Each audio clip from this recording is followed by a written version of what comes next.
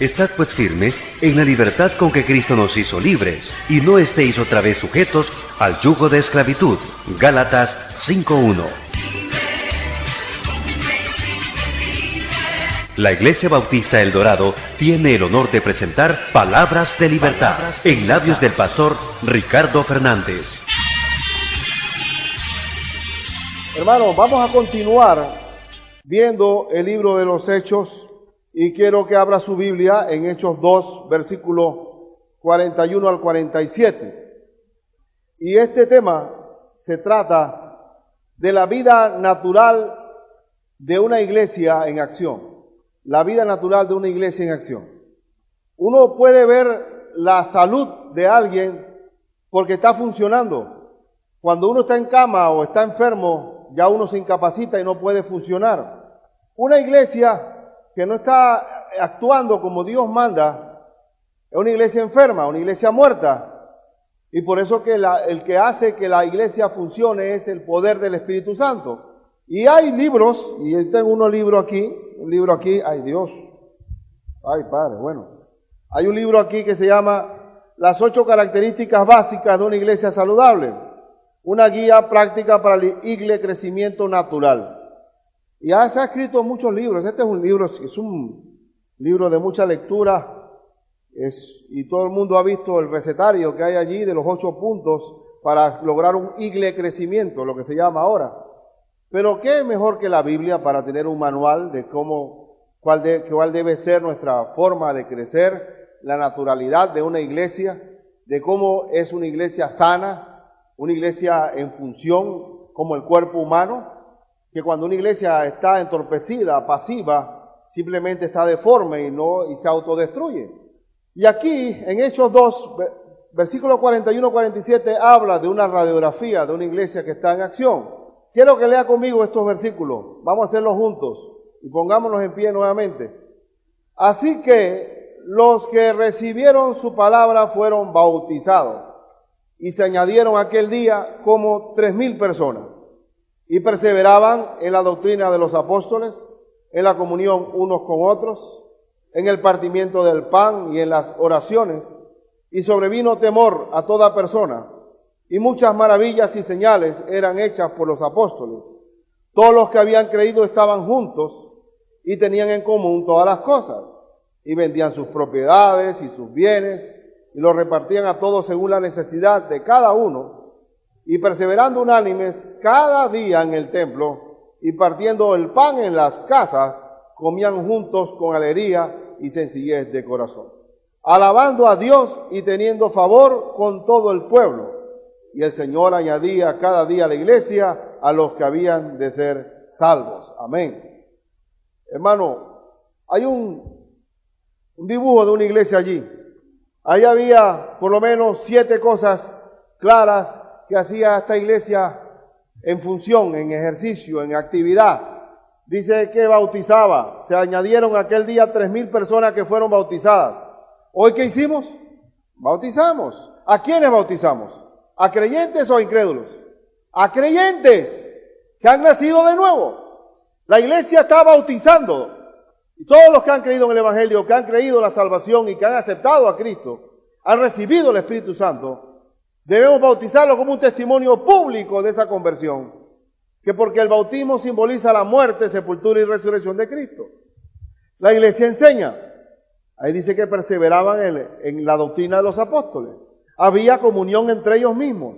Una iglesia que estaba orando, una iglesia que alababa al Señor y una iglesia que evangelizaba, aunque la iglesia de Jerusalén no era el prototipo de una iglesia evangelística, porque ellos se cerraron y decían, ellos eran la mega iglesia y pensaban que para salvarse había que ser judío y esperaban a Cristo y se olvidaron que cuando vino el Espíritu Santo sobre ellos, Cristo les dijo, y recibiréis poder cuando haya venido sobre vosotros el Espíritu Santo, y me seréis testigos en Jerusalén, en Judea, en Samaria, y hasta la última de la tierra. ¿Pero ellos dónde se quedaron? En Jerusalén. Era la mega iglesia, la iglesia enorme, de miles de personas, pero pensaron, se cerraron.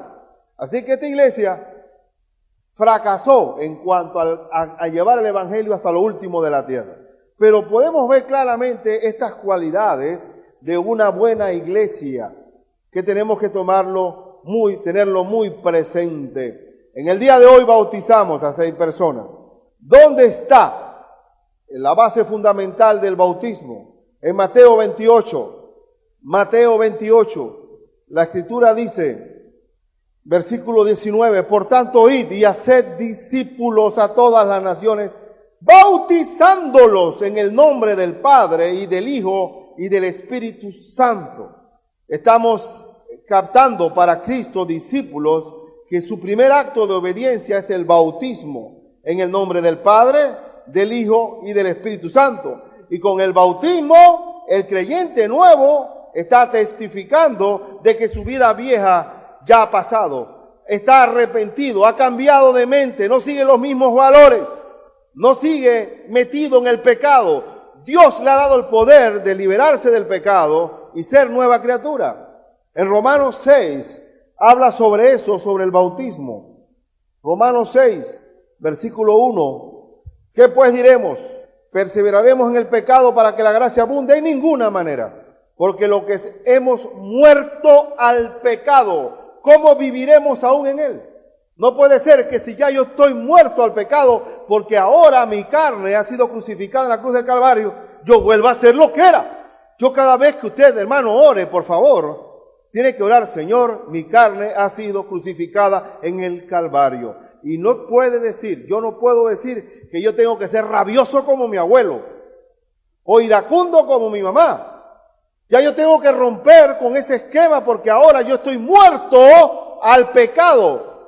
No tengo que encerrarme en un monasterio y poder decir no voy a ver el mundo para no contaminarme. Porque ahora el Espíritu Santo me permite tener victoria sobre el pecado. Y ahora estamos muertos al pecado.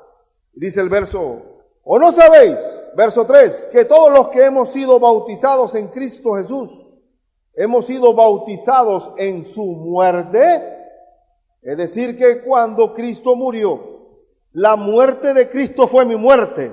Cristo muere en lugar mío para poder yo declarar victoria sobre esa muerte, porque yo estaba en muerte. Ahora ese cuerpo pecaminoso que hay en mí, el viejo hombre, ya fue sepultado también con Cristo. Y aquí dice, verso 4, porque somos sepultados juntamente con Él para muerte por el bautismo, lo que hicimos ahora, a fin de que como Cristo resucitó de los muertos, por la gloria del Padre, así también nosotros andemos en vida nueva. Porque si fuimos plantados juntamente con Él en la semejanza de su muerte, así también lo seremos en la de su resurrección. Sabiendo esto, que nuestro viejo hombre fue crucificado juntamente con Él, para que el cuerpo del pecado sea destruido, a fin de que no sirvamos más al pecado, porque el que ha muerto ha sido justificado del pecado. Y aquí está hablando de que una vez recibimos a Cristo, no hay manera en que un hombre pueda vencer el pecado. Por eso que el bautismo, esos 3,000 hombres que fueron bautizados aquel día, en el verso 41 que está hablando, estos 3,000 hombres se arrepintieron, recibieron al Señor y recibieron el don del Espíritu Santo. Porque, querido hermano, no hay manera en que podamos nosotros vencer al viejo hombre pecaminoso y mortal en mí. Tiene que morir, tiene que ser destruido para que viva Cristo en mí. Y por eso, gracias a Dios, yo no puedo ser el mismo Ricardo que fui, porque Cristo vive en mí. Mas ya no vivo yo, mas vive Cristo en mí. Y cuando estamos bautizando, estamos dando un testimonio claro de que la vida vieja ha pasado y de que el Señor está en mí y que lo he recibido. Y por eso que tienen que ser bautizados únicamente los que han creído en Jesucristo. Porque no hay forma de vencer al viejo hombre si no es a través del Espíritu Santo. Tenemos que morir. Y Dios, eso es la maravilla. Por eso que les digo que lo más grande que hay para un creyente es tener el Espíritu Santo con nosotros. Ahora, en segundo lugar, esta iglesia, una iglesia sana, es una iglesia que enseña.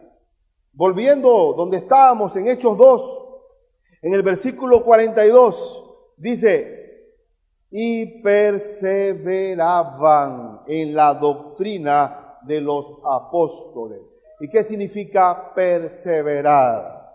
Estar continuamente haciendo algo. Perseverar es continuar allí perennemente haciendo.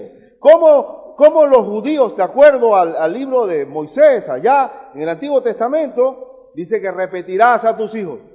Esta ley la repetirás de día, de noche, al levantarte, al acostarte, al andar, al caminar, al comer. La repetirás, la colocarás en los dinteles de las puertas. Ahí lo estarás frente a tus ojos, las colgarás. Porque tenemos que perseverar en la doctrina de los apóstoles. ¿Y cuál es la doctrina de los apóstoles? Todo lo que el Señor le enseñó y fue delegado a través del Espíritu Santo. Si hay algo, esta iglesia tiene que ser sana, no porque tengamos reglamentos ni que tengamos normas, porque no se puede normalizar la espiritualidad. No podemos decir que para llegar a una iglesia tenemos que tener bien trajeado, bien peinado, tenemos que estar rectecitos así con una figura de santo. No podemos reglamentar la espiritualidad. Nosotros tenemos que sí, como creyentes, y los 5 dedos de Dios, que son apóstoles, profetas, evangelistas, pastores y maestros, se enfocan directamente en la enseñanza. Si la gente anda torcidamente es porque no hay un liderazgo espiritual. Si no hay un cambio de la iglesia es porque no estamos perseverando en la doctrina de los apóstoles. Dios tiene que cambiar nuestra manera de pensar. Nosotros venimos torcidos del mundo. Venimos con conceptos mundanos. El que me friega lo friego. El que me busca me halla. ¿Ah? Hay un poco de versículos del mundo que traemos. El que se mete conmigo, yo no soy árbol sin sombra. Versículos que traen del mundo, que el Señor va cambiando nuestra manera de pensar. Nos va cambiando. Un clavo saca otro clavo. En la Biblia dice, son 2 clavos adentro. Tú quieres salir de que te rompieron el corazón en una relación amorosa, métete en otra. Vete a un happy hour. Ahí vas a encontrar algo nuevo y te olvidas de lo otro. Perdón, son 2 clavos adentro. Y busca el tercero, son 3 adentro. ¿Por qué? Porque Dios nos transforma. Él vino a renovar nuestro entendimiento y por eso que tenemos que perseverar en la doctrina de los apóstoles. Me duele haber encontrado a mi pueblo hoy en mi pueblito, que íbamos en bicicleta, caminando, haciendo casitas de árbol, donde fumar una marihuana era algo extraordinario. Y ahora resulta que por internet salieron pornografías de menores. ¿Por qué los pueblos se están degenerando? ¿Por qué la maldad está llegando hasta los últimos villorrios? Que ya no existe el campesino porque todo el mundo está dañado. ¿A qué se debe tanta contaminación? Porque el pecado se multiplicará. Y que tenemos como iglesia perseverar en la doctrina de los apóstoles. Perseverar en la palabra de Dios. Porque los tiempos son peligrosos. Porque los tiempos son malos. Son malignos. Y por eso que la iglesia está llamada a alumbrar a este mundo perdido. Y tenemos que enseñar a nuestra grey a apacentar la grey de Dios con la palabra. Búsquese 2 de Timoteo 4, 1 al 4. 2 de Timoteo. Te encarezco delante de Dios y del Señor Jesucristo, que juzgará a los vivos y a los muertos en su manifestación y en su reino. Es un encargo caro, te encarezco, que prediques la palabra, que instes a tiempo y fuera de tiempo, redarguye, reprende, exhorta con toda palabra y doctrina, porque vendrá tiempo cuando no sufrirán la sana doctrina, sino que tendrán comezón de oír, se amontonarán maestros conforme a sus propias concupiscencias, y apartarán de la verdad el oído y se volverán a las fábulas. Pero tú sé sobrio en todo, soporta las aflicciones, haz obra de evangelista, cumple tu ministerio. Aquí dice, y el apóstol le está diciendo a Timoteo que enseñe, que reprende, que exhorta, que redarguya con la palabra de Dios para enfrentar, de acuerdo al capítulo 3, versículo 1, porque también debes saber esto, que en los postreros días vendrán tiempos peligrosos. Y para enfrentar estos tiempos peligrosos tenemos que perseverar en la doctrina de los apóstoles, en la sana doctrina, porque la persona de hoy está pobrecito, invadido de tantas informaciones deformadas. Le estaba contando el viernes, que se me ocurrió pues.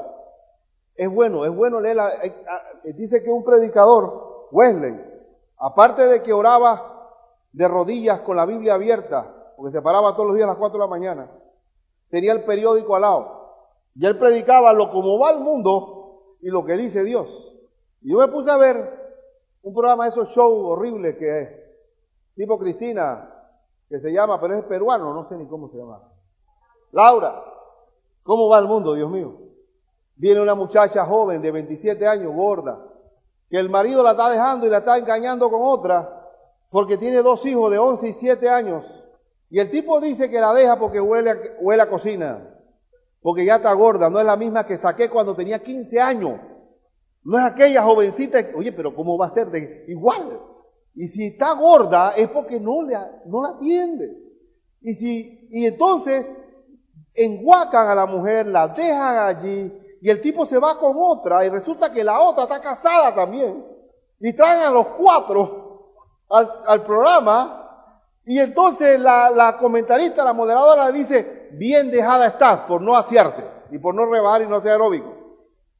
Y tú, y le dice al otro, bien quemado estás por machista, qué bueno que terminaste cornudo. Oye, pero ¿qué clase de consejería es esta? Es increíble lo que estamos viviendo. Una desintegración total, que a lo bueno le llamarán malo y a lo malo bueno. Entonces la pobre mujer quedó llorando porque el marido ese día la dejó delante y públicamente de todos. Y entonces los 2 adúlteros se van felizmente y fueron felices para siempre. Increíble. Hermano, tenemos que perseverar en la doctrina de Dios, porque el mundo está perdido y cada día está peor. Y Cristo dijo que la puerta que lleva a la salvación es estrecha y angosto el camino. Y la que lleva a la perdición es ancha y espaciosa. O sea, por ahí va todo el mundo. Todo el mundo va por ahí. Y por eso, queridos hermanos, hay muchos que vienen a los pies de Cristo pensando en que vienen por un desempleo, vienen por problemas de droga, vienen por problemas matrimoniales, entonces creen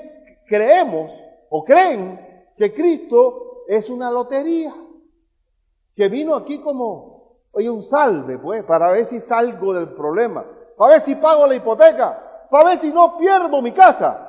Pero el Señor tiene un camino de justicia, un camino de salvación, y le corresponde a la iglesia ser esa columna, ese maestro permanente en el cual tenemos que perseverar. El Señor no quiere que yo tenga un carro nuevo, o posiblemente sí lo quiere, pero lo más importante es que sea un buen hijo de Dios.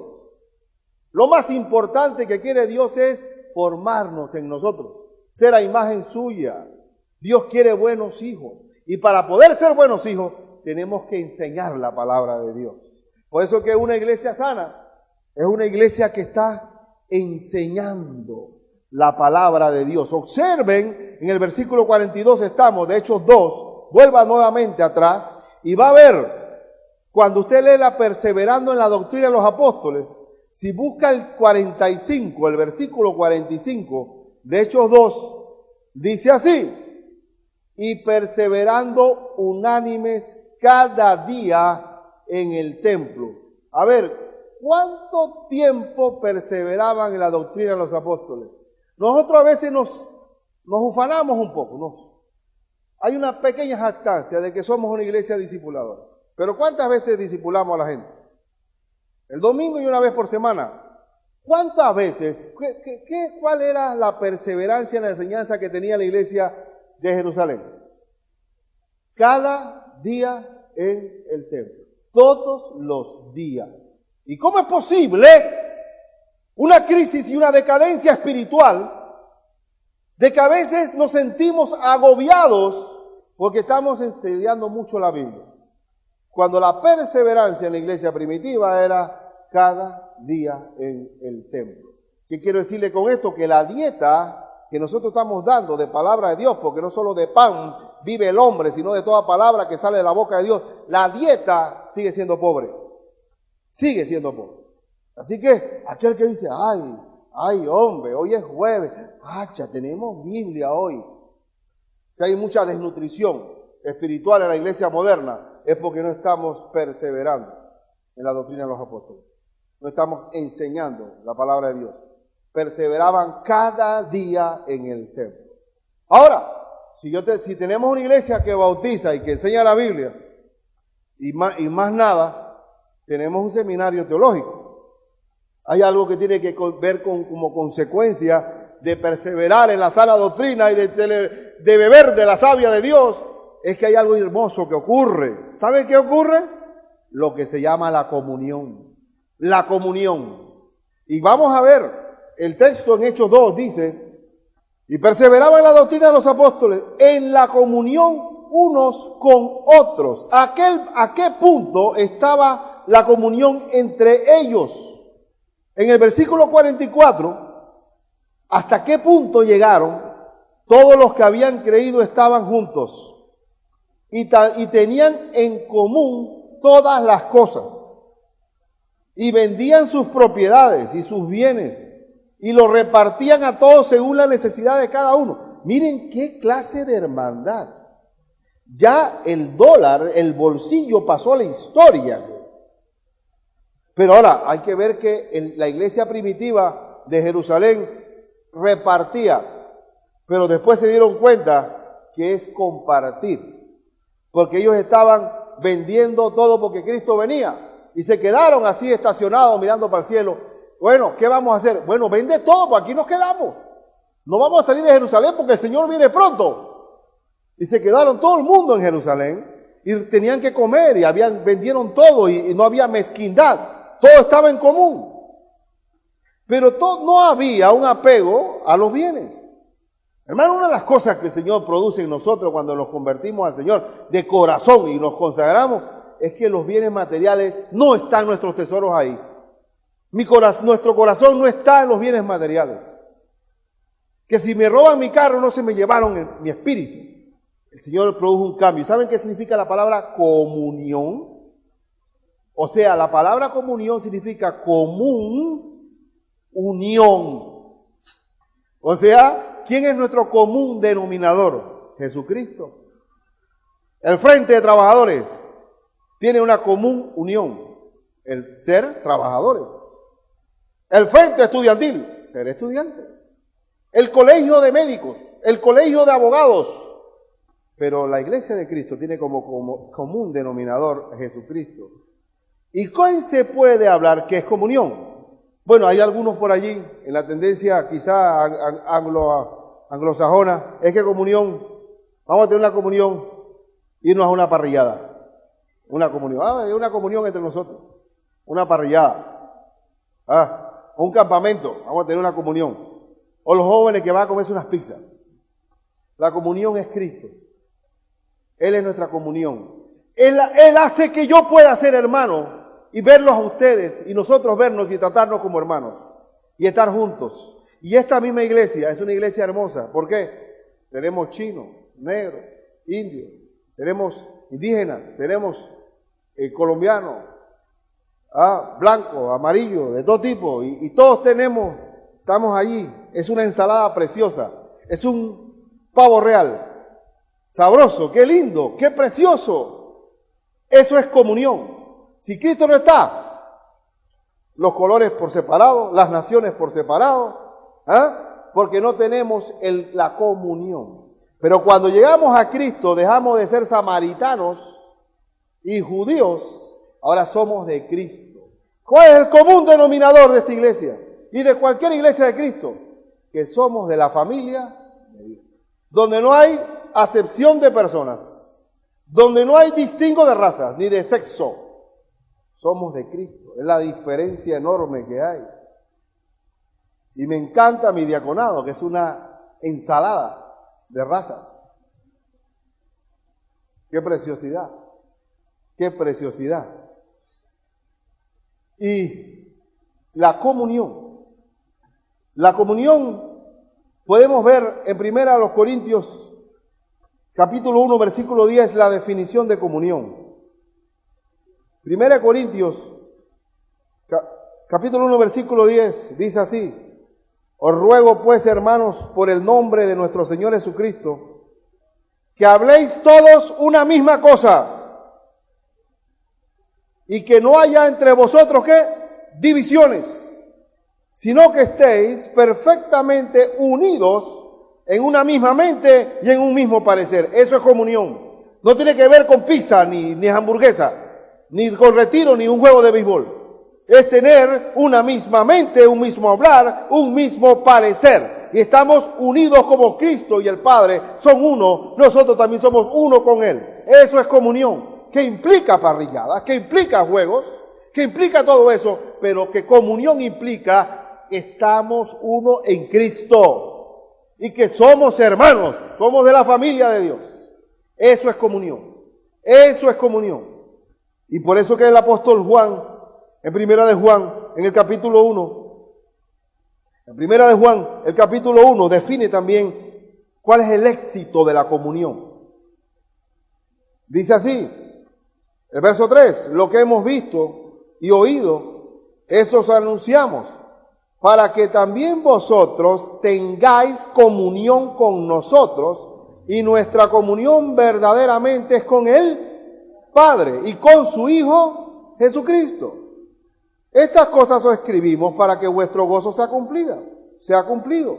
Este es el mensaje que hemos oído de Él y os anunciamos. Dios es luz y no hay ninguna tinieblas en Él. Si decimos que tenemos comunión con Él y andamos en tinieblas, mentimos y no practicamos la verdad.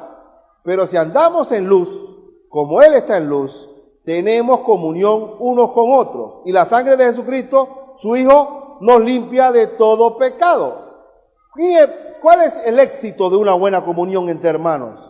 Es que tengamos comunión con el Padre y con el Hijo, con Jesucristo. Si no tenemos una relación con el Señor en la oración, en la palabra de Dios, si no perseveramos, no vamos a tener una buena comunión entre nosotros.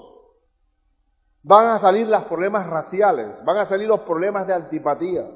No lo trago, no lo soporto. Me caen mal, no es parte de mi reino. Soy como el castillo medieval, que cierro el puente y que quede nada más ahí el río, para que no pueda entrar, que no lo trago. Entonces cuando no tenemos comunión con Dios, entonces impera, yo pienso, a mí me parece, yo creo, o sea, no tenemos la misma mente, el mismo hablar, ni el mismo parecer.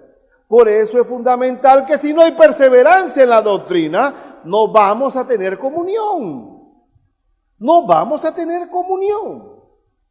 Y por eso es tan importante, queridos hermanos, los que están todavía allí en sus asientos y no están perseverando en una enseñanza bíblica, por favor háganlo, porque les va a ser difícil tener comunión con el cuerpo de Cristo. Les va a ser difícil vivir la hermandad. ¿Por qué? Porque va a tener una mente carnal para interpretar las cosas. Y es importante eso, muy importante. Ahora, esta iglesia también celebraba la cena del Señor. En el versículo 42 dice, y perseveraban en la doctrina de los apóstoles, en la comunión unos con otros, en el partimiento del pan y en las oraciones. Ahora imagínense una iglesia que solamente sea comunión y no tenga enseñanza. ¿Ah? Eso es un club social. Una iglesia que todo, ¿dónde es? Vamos del hermano tal.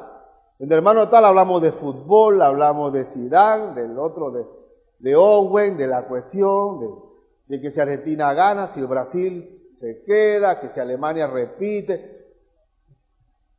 Al final hablamos de todo menos de Cristo. Entonces estamos en comunión. Tiene que desprenderse todo. Enseñanza, comunión, bautismo. Estamos hablando ahora de la cena del Señor. De la cena del Señor. La cena del Señor. ¿Qué se está simbolizando en la cena del Señor? Cuando nosotros celebramos la cena, estamos recordando que Cristo entregó su cuerpo por mí. Cuando participamos del jugo de la vid, Cristo derramó su sangre por mí. A través de su cuerpo y su sangre, su cuerpo entregado hizo que hubiera un cuerpo de Cristo hoy. Y que el cuerpo de Cristo ahora es su iglesia. Y Él ahora ha hecho un pacto de sangre que nadie puede revocar. Él, cuando celebramos la cena, estamos conmemorando algo maravilloso, que lo que Cristo hizo por nosotros. El Señor, los judíos hoy en día todavía celebran la Pascua. La Pascua es la celebración cuando el ángel de Jehová pasó por encima de las casas hebreas porque estaban marcadas, selladas con la sangre del cordero y entraron a destruir a los egipcios. Ahora, ¿quién es mi cordero pascual? Cristo. Ahora, por la sangre de Cristo, la maldición y la perdición y el infierno y el lago de fuego no es mi destino. Entonces, cuando estamos nosotros en la cena, no estamos haciendo algo insustancial o mecánico, o rutinario o religioso. Estamos conscientes de la grandeza de lo que Cristo hizo por nosotros. Y por eso que ellos partían el pan, en el partimiento del pan. El apóstol Pablo, en 1 Corintios, capítulo 11, versículos 23 al 26, habla de esta ordenanza. 11, 23, porque yo recibí del Señor lo que también os he enseñado, que el Señor Jesús, la noche que fue entregado, tomó pan, y habiendo dado gracias, lo partió y dijo: tomad, comed, esto es mi cuerpo, que por vosotros es partido. Haced esto en memoria de mí. Cada vez que participamos del pan, estamos en memoria de Él. Asimismo tomó también la copa después de haber cenado, diciendo: esta copa es el nuevo pacto en mi sangre. Haced esto todas las veces que la bebiereis en memoria de mí. Así pues, todas las veces que comiereis el pan y bebiereis esta copa, la muerte del Señor anunciáis hasta que Él venga. Y ocurría una deformidad. Había en esta iglesia de Corintios un desorden, que la cena del Señor se volvió una comilona, un ágape, un banquete, que no está de más también que después de la cena comieran juntos. Pero se había perdido la convicción de lo que estaban haciendo. Nosotros, cuando celebramos la cena, no estamos celebrando un ritual. Estamos conmemorando algo grande que ocurrió en nuestra vida. El Señor acuérdense que el Señor es un maestro. Y Él tiene la pedagogía de saber cómo enseñar. Dejó el bautismo y dejó la cena. Dos actos externos para que no lo olvidemos a Él. Ese es pedagogo. Usted sabe que la pedagogía se llama, la mejor pedagogía es la audiovisual. Él está aquí, nosotros estamos ahí, audiovisualmente. El Señor nos lleva a la muerte y la sepultura y la resurrección de Él. Y aquí nos lleva a su sacrificio de sangre y cuerpo, audiovisual. Sé cuando los padres, ¿no? Es bueno tener el rejo. Mi mamá chiquito, nada más me enseñaba la zapatilla. Y yo quietecito. Método audiovisual. Así mismo el Señor nos enseña a través de esto. La iglesia sana participa de la cena del Señor, bautiza, persevera en la doctrina, tiene comunión. Yo pregunto, ¿dónde están los estatutos aquí? ¿Cuáles son los estatutos de esta iglesia? La Biblia es nuestro estatuto. Y esta iglesia también era una iglesia que oraba. De acuerdo a lo que estamos leyendo en Hechos 2, en el versículo 42, parte final, en el partimiento del pan y en las oraciones. La iglesia camina de rodillas. Si no tenemos oración, si enseñamos la Biblia, tenemos comunión, si tenemos bautismo, participamos en la cena, pero no oramos, todo lo que hacemos es en nuestra carne. Yo puedo predicar en mi carne, puedo bautizar en la carne, puedo enseñar en mi carne. Por eso que tenemos que orar. Oramos para que la voluntad de Dios se haga. Oramos para que la palabra de Dios corra por Panamá. Tenemos que orar como la viuda, perseverantemente, impertinentemente, como aquel hombre que va a pedir panes a medianoche. En ese tiempo la medianoche no es como ahora, que está comenzando la gente a salir. Hay que ser impertinente y tenaz y constante. ¿Qué dice 1 Tesalonicenses? Orad sin cesar. Así que la iglesia que no ora es una iglesia carnal. Tenemos que estar en oración. Estar en oración. Hermanos, si usted está deprimido, si tiene problemas de hoy amanecí triste, es posible que usted no haya orado. El mejor remedio para la tristeza y la melancolía, porque hay personas que están hoy en el monte, la transfiguración, y mañana están en el valle, alegres hoy, y mañana lunes, amanecí triste. Es posible que no hayas orado. Tenlo por seguro que no has orado, porque el resultado de orar, ¿qué es? Y la paz de Dios, que sobrepasa todo entendimiento. Si no oras, no tienes paz. Entonces comienzas a estar como Marta, allá y para acá, resolviendo las cosas, acelerado, con la lista inacabable, y ahí para allá y para acá, y es una jurguilla, hay una electricidad rara, porque no tienes la paz del Señor. Tienes que orar. La iglesia que no ora no funciona. Y por eso, querido hermano, en la oración es el elemento fundamental para que la armadura de Dios prospere. De acuerdo a Efesios 6, versículo 18 al 20, dice la Escritura, orando de vez en cuando. ¿Cómo dice allá donde ustedes? Orando los domingos, orando cuando voy a comer, orando en todo tiempo, con toda oración y súplica en el Espíritu, y velando en ello con toda perseverancia y súplica por todos los santos y por mí, a fin de que al abrir mi boca me sea dada palabra para dar a conocer con denuedo el misterio del Evangelio. Inclusive el apóstol Pablo oraba, pedía oración para que al abrir su boca tuviera poder de Dios, su palabra. Esta iglesia oraba. Tenemos que orar permanentemente. Y algo más, la iglesia sana, una iglesia viva, es una iglesia que alaba a Dios. El versículo 47, en el versículo 47 del capítulo 2 de Hechos, dice, alabando a Dios y teniendo favor con todo el pueblo. Imagínense que nosotros estuviéramos orando, enseñando la Biblia, teniendo comunión unos con los otros, que participemos en la cena del Señor, que bauticemos, pero lleguemos así, pam, pam, y nadie, no hay una alabanza, no hay un cántico espiritual, no hay un testimonio que glorifica a Dios. ¿Qué pasaría ahí? Oye, qué mortandad, qué difícil es la alabanza del Señor. La iglesia tiene que alabar al Señor. La alabanza es fundamental en la vida sana de una iglesia. Y quiero que busque el Salmo 149, versículo del 1 al 6. Salmo 149. Es el penúltimo salmo. El penúltimo. Dice así: cantad a Jehová cántico nuevo. Y eso implica que no tenemos que quedarnos con los signos del siglo pasado. Tenemos siempre que renovarnos. A mismo también la alabanza se puede renovar. Aunque siempre es bueno rescatar todos los gloriosos himnos que tenemos. Su alabanza sea en la congregación de los santos. ¿Quiénes son los santos? San Ricardo, San Papito, todos los que están, la congregación de todos los apartados por el Señor. Su alabanza sea en la congregación de los santos. Alégrese Israel en su Hacedor. Los hijos de Sión se gocen en su Rey.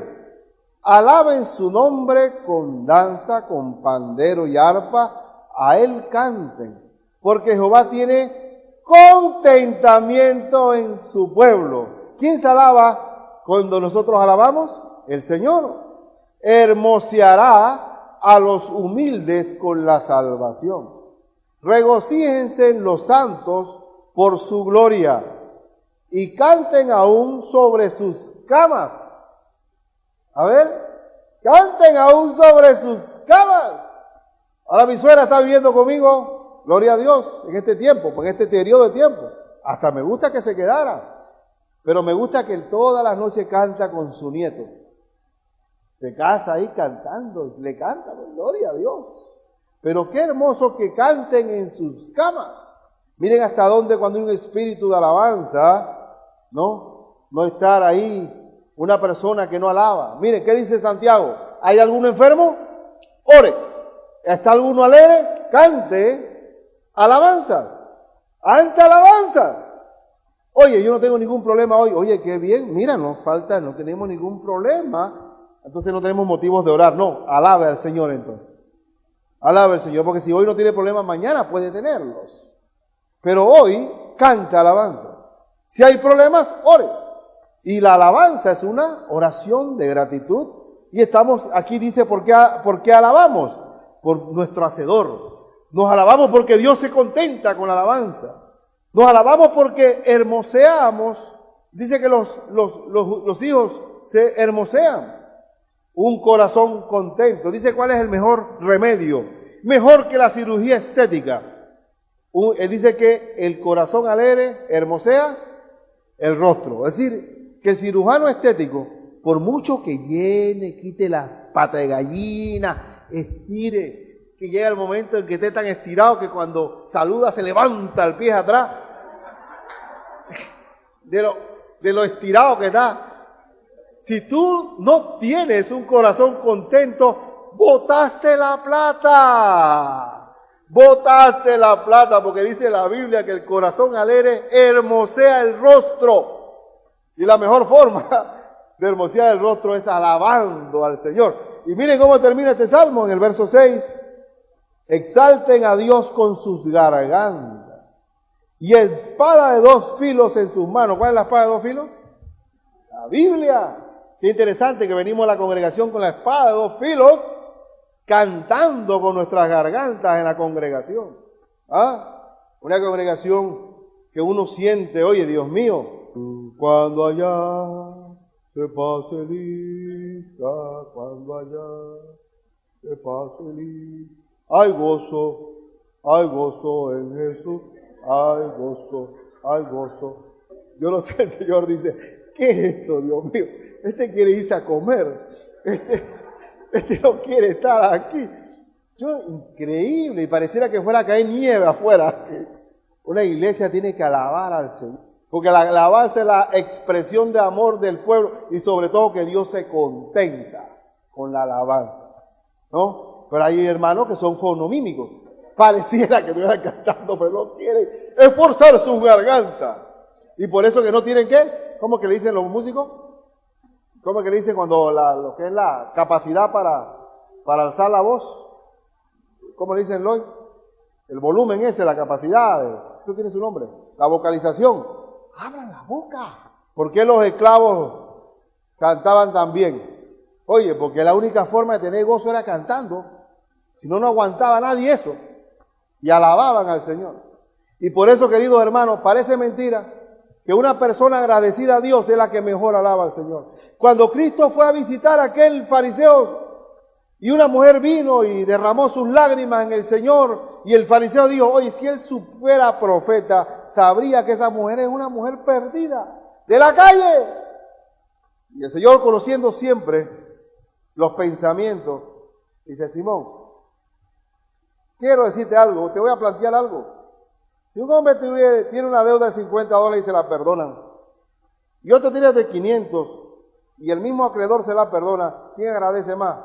Bueno, yo pienso que el de 500, sí, exacto, ya la de 500, y tú eres de 50. Por eso que tú no agradeces nada. La persona que más se le perdona, más agradece. ¿Y sabe cómo expresa su agradecimiento? A través de la alabanza. A través de la alabanza. Gente que ha venido del pozo de la desesperación y ha llegado a Cristo, alaba al Señor. ¿Por qué? Porque tiene mucho que agradecer. Mucho que agradecer.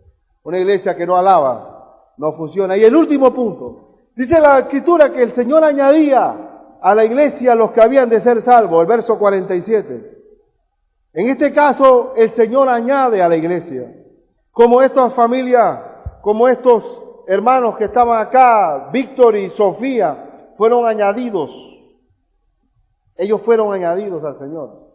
Y yo conozco a varios que fueron añadidos. Ahí está Tommy y Anita, fueron añadidos. ¿Quién los trajo? Dios los añadió. Nadie lo buscó. Pero hay una cosa interesante, que Dios añade, pero también tenemos el deber de testificar. Cuando el Espíritu Santo vino a nosotros, dice, y recibiréis poder cuando haya venido sobre vosotros el Espíritu Santo. Y me seréis, ¿qué? Testigos. Todos tenemos. El poder del Espíritu es para testificar de Cristo. ¿Sabe por qué no somos testigos? Porque tenemos el pecado que nos apaga el Espíritu. El pecado hace que uno diga, hombre, a mí me da pena. Yo mejor, ¿qué voy a hacer cristiano? No me van a querer si no tengo autoridad. Yo soy un fraude, entonces se apaga el Espíritu. Pero el Señor nos dio el Espíritu para testificar. Esta iglesia de Jerusalén no fue una iglesia evangelizadora. Se encerró en sí misma. Ellas pensaban que solamente los de Jerusalén se salvaban. Oh, qué mezquindad, ¿no? Sin embargo, la iglesia de Antioquía fue la verdadera iglesia misionera. La iglesia que apartó a Pablo y a Bernabé para la obra misionera. Esa fue una iglesia que tuvo una visión mundial. Así que en el último texto que tengo, que está en Romanos 10, 12 al 15, es un llamado a atención a todos nosotros. Romanos 10, dice la Escritura, porque no hay diferencia entre judío y griego. Gracias, Señor. Pues él mismo, el mismo que es Señor de todos, es rico para con todos los que le invocan. Porque todo aquel que invocare el nombre del Señor será salvo. Todo aquel que invocare el nombre del Señor será salvo. Pero ahora, ¿cómo la persona va a invocar el nombre del Señor si no le hablan? Por eso dice la Escritura, lo siguiente. ¿Cómo pues invocarán a aquel en el cual no han creído? Alguien tiene que hablarles. ¿Y cómo creerán en aquel de quien no han oído? ¿Y cómo oirán sin haber quien les predique? ¿Cómo son salvos la gente? ¿Vienen los ángeles y nos están ayudando a evangelizar? Los ángeles no evangelizan. Es la iglesia de Cristo. Y si la gente no puede invocar el nombre del Señor es porque estamos callados. Y dice el verso que sigue. ¿Y cómo predicarán si no fueren enviados? Todos los que están aquí tienen que ser enviados para compartir el Evangelio. Y aquí viene la parte final. Como está escrito, cuán hermosos son los pies de los que anuncian la paz, de los que anuncian las buenas nuevas. ¿Y qué necesitamos en la iglesia? Gente que testifique, hermosos pies de los que anuncian la paz, de los que anuncian la paz. Alguien tiene que predicar. Mi hermana Miriam Golcalve tuvo un estudio en su casa de sus compañeros de trabajo. Y en varios. Su salón, compartió su salón entero. Y una de ellas es la esposa de mí. ¿Cómo vamos a hacer para que la gente conozca a Cristo si no le compartimos? ¿A quién le dio Dios la tarea de testificar de Cristo? Entonces, no seamos como Jerusalén, esperando al Señor. Oye, el Señor y los ángeles le habían dicho, ¿qué hacen ustedes mirando para el cielo? Digo, bueno, es que no sabemos cuándo vuelve, no, eso. No estén ahí contemplativamente. Testifiquen del Señor. Queridos hermanos, la vida natural de una iglesia en acción es que tengamos estas cualidades en práctica.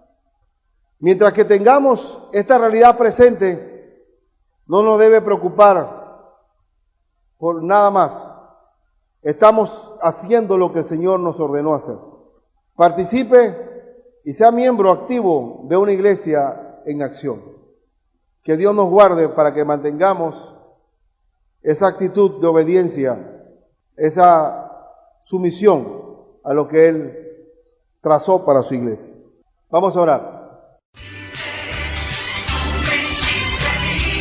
La Iglesia Bautista El Dorado ha presentado Palabras de Libertad. Recuerde lo que dice Gálatas 5:13, porque vosotros, hermanos, a libertad fuisteis llamados, solamente que no uséis la libertad como ocasión para la carne, sino servíos por amor los unos a los otros. Le invitamos a escuchar nuestro próximo programa a esta misma hora y por esta misma emisora.